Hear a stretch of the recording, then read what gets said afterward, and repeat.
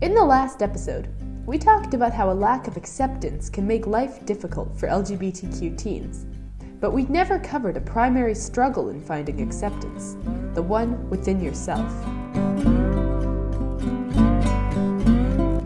Finding identity is something that not only LGBTQ teens, but people everywhere struggle with. But it is a key component to finding peace with who you are and who you identify as.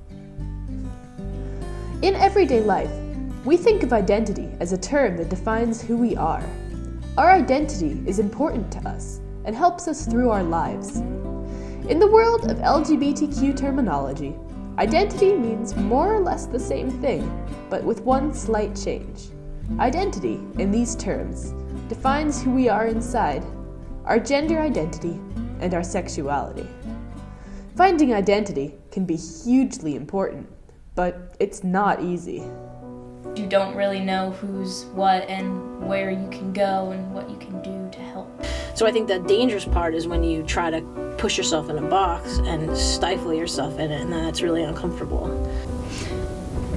It's a bit difficult. I think it's difficult for all teenagers who are figuring out their own identity.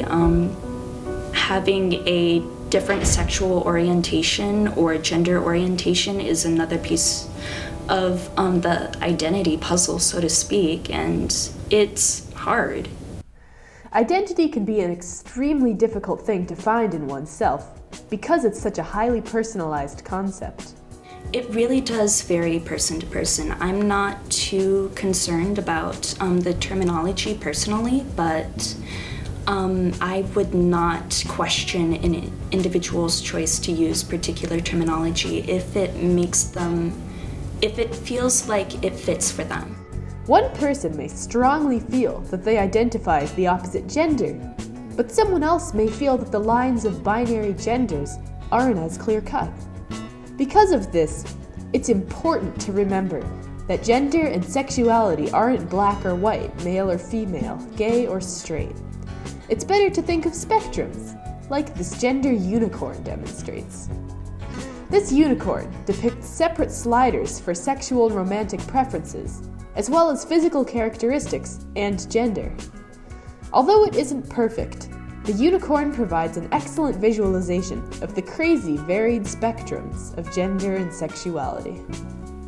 For individuals, whatever their gender or sexual identity may be, I wish that perception could change. Recently, a considerable amount of new terminology has appeared in the LGBTQ community. Some of these terms have made their way to becoming widely known descriptions of identity, but many remain in obscurity. Though some people think this explosion of new terminology has gotten out of hand, most agree that even if the descriptions are becoming more obscure, it's worth it to find security in identity. You don't have to have a label in order to be in the LGBT community. You can just know that you are, but it is sometimes nice to be able to have a label. People are generally getting to be a lot more specific on things, and it's kind of hard. I think it's kind of hard for people who aren't identifying as those identities to understand that maybe these identities are what helps people be comfortable. As mentioned, identity is an incredibly important part of who we are, regardless of gender or sexuality. But one question remains unanswered. How do we find our identity? The process of discovering your identity, from identifying your sexual preference to discovering your true inner self, can be long, difficult, and often uncompleted. Finding identity is different for everyone, so it's hard to provide instruction on completing the search. However, some things can provide help and make this journey easier. Find a supportive community who will provide advice and acceptance, and remember to be as true to yourself as possible.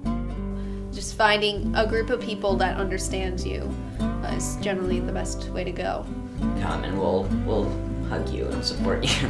To be able to be yourself is just such a freeing experience. we can learn. We can learn how to accept ourselves and learn how to accept our own personal identity. And it's just, it's a process, but we're getting there.